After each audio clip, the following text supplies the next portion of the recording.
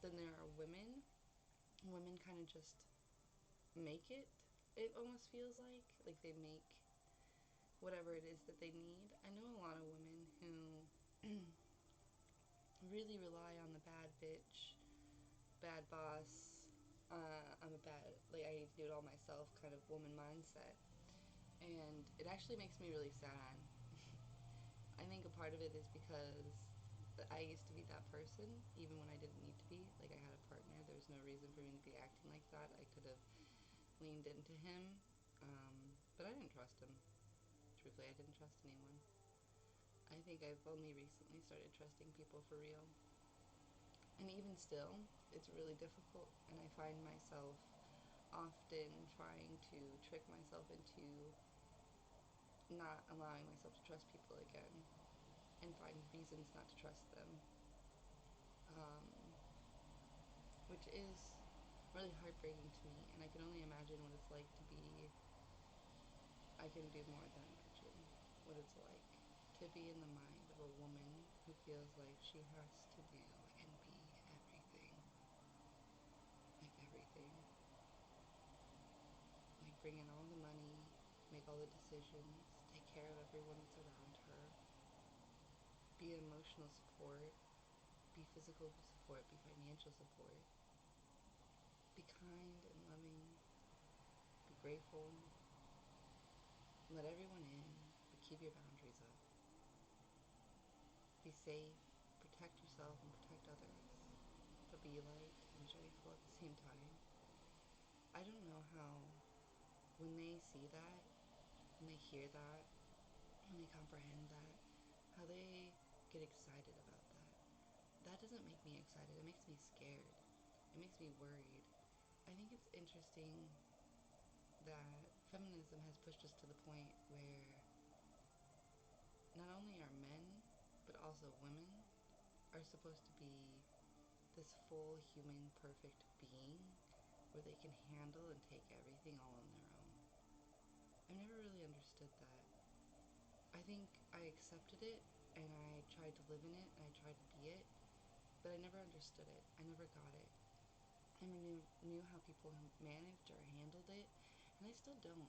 It doesn't work for me, and I'm not really sure if it works for them. I see them moving around and doing stuff and having fun, but in moments in which they believe no one is paying attention, where they can let their face down for a second, where they can stare off into the abyss as everyone else is paying attention to something else, I see it. I listen. I watch it. I pay attention. And I see it. I see it in their eyes. I see it in their face. And I see how much they wish they could stop. And maybe that's me projecting a little bit into them and how they look and how they are and how I used to be. And I see myself in them. But I feel like that gives me the right to be able to say that. To be able to say, I know what it looks like to look into a woman's eyes who's struggling. Because I used to do it every night when I brushed my teeth. When I never put toothpaste on it because I didn't think I was deserving of clean teeth.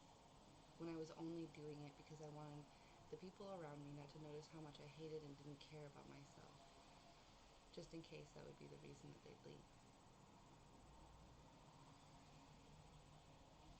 I knew what it felt like to walk every day with a smile on your face and in your eyes and in your voice and in the bounce of your step and in every little tiny thing you did, when everything down deep inside of you was yelling, I want to die and this is too much and I hate the world and I hate that people expect this from me and I hate that I expect it from myself and I hate that I'm sitting here convincing myself that I'm happy doing this and I hate that everyone around me is being tricked into it and not a single soul can see deep inside how painful I am in right now.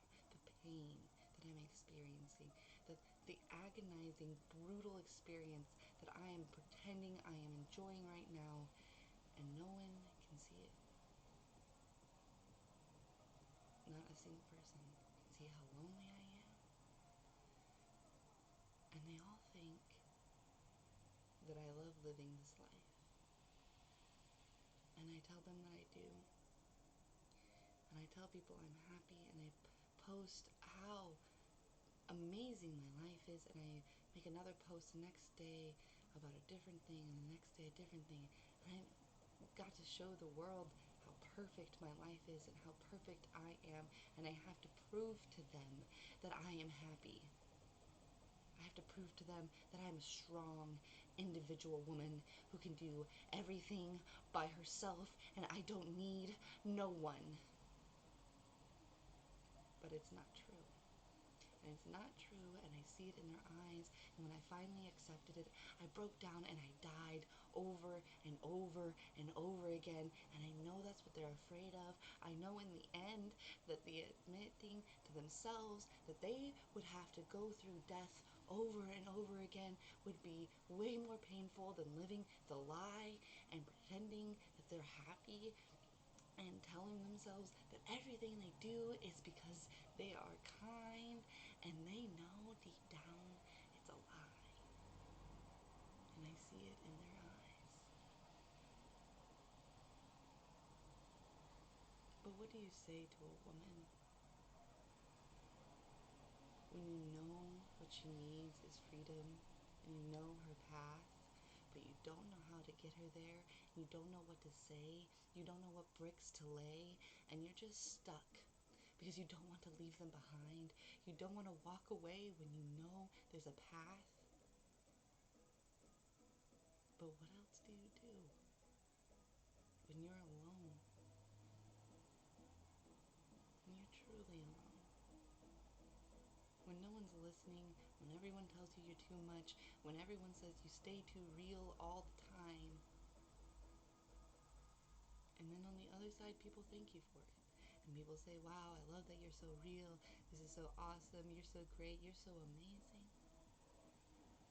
And then somehow I'm right in the same place that those women are. And I think to myself, if I am so alone and I am like this, then what has changed? What gives me the right to even think that I have a path to share? Who gives me the right to think that I could even bring someone from that, or even perceive them in that? Maybe it is my projections then. You know?